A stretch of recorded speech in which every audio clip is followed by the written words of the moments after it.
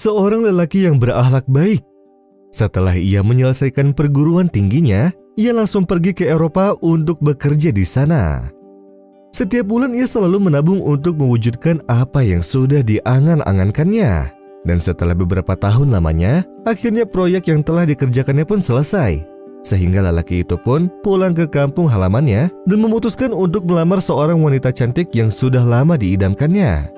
Kemudian sesampainya di rumah si wanita, dirinya mengutarakan maksud kedatangannya kepada ayahnya.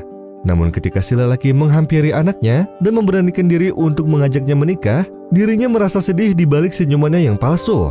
Dia terus mengulur waktu untuk berbincang-bincang dan dia terus fokus terhadap si wanita. Sampai akhirnya si lelaki itu pun tersenyum sambil berkata padanya, "Apakah ada laki-laki lain yang membuatmu jatuh cinta? Apakah itu benar?" Sontak si wanita itu pun terkejut dengan pertanyaannya. Dia pun hanya menundukkan kepalanya dan si lelaki itu tetap tersenyum padanya seraya berkata, "Kenapa lelaki itu belum juga mendatangimu hingga sekarang? Jelaskanlah padaku, maka engkau tidak akan menyesal." Si wanita itu pun merasa tenang dengannya, karena memang si lelaki itu terkenal akan kejujurannya dan akhlaknya yang baik. Si wanita pun berkata kepadanya, "Dia belum juga mendatangiku karena setelah dia menyelesaikan pendidikannya, dia langsung mencari pekerjaan. Dia juga harus membiayai kebutuhan ibunya, dan dia juga tidak bisa lepas dari ibunya karena dia sangat menyayanginya. Ditambah lagi karena kami jarang bertemu, juga karena keterbatasan jarak dan waktu di antara kami berdua." Mendengar hal tersebut, pada waktu itu pula si lelaki pun meminta nomor ponsel kekasihnya. Lalu dia berkata padanya, "Jika engkau berkenan, aku akan jadikan dia sebagai pegawai di proyekku dengan gaji yang cukup besar, agar dalam waktu yang singkat dia bisa melamarmu." Si wanita pun menangis karena merasa bahagia. Lalu dia memberikan nomor ponsel kekasihnya, dan si lelaki itu pun langsung menelponnya dan berkata, "Bagaimana bisa kamu meninggalkan kekasihmu dan hampir saja membuatnya dilamar oleh orang lain?" Lalu kekasihnya pun menjawab dengan sopan, "Maafkan aku, sesungguhnya ini semua bertentangan dengan keinginanku. Kondisiku saat ini sangatlah sulit dan aku memiliki lebih dari satu masalah. Namun jika keadaanku memungkinkan, aku akan langsung terbang ke kampung halamanku untuk menemuimu dan juga menemuinya."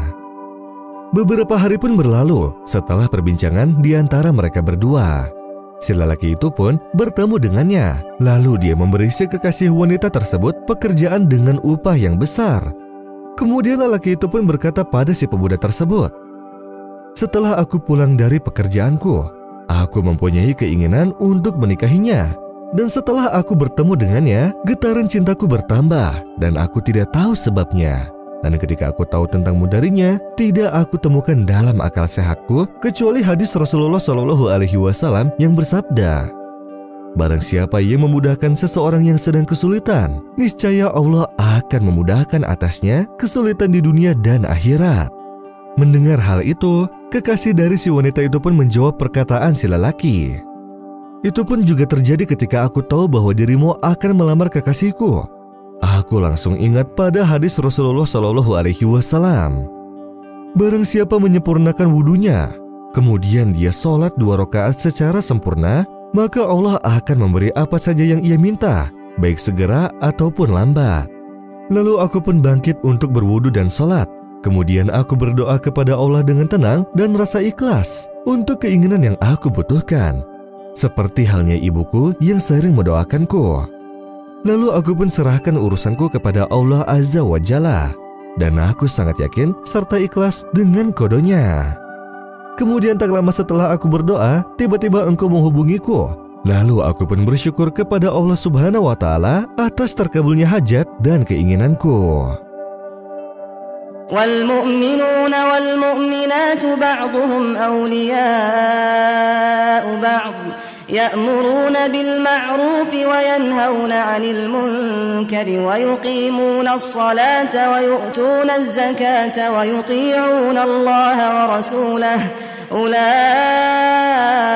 سيرحمهم الله إن الله عزيز حكيم. وعد الله المؤمنين والمؤمنات جنات تجري من تحتها الأنهار خالدين فيها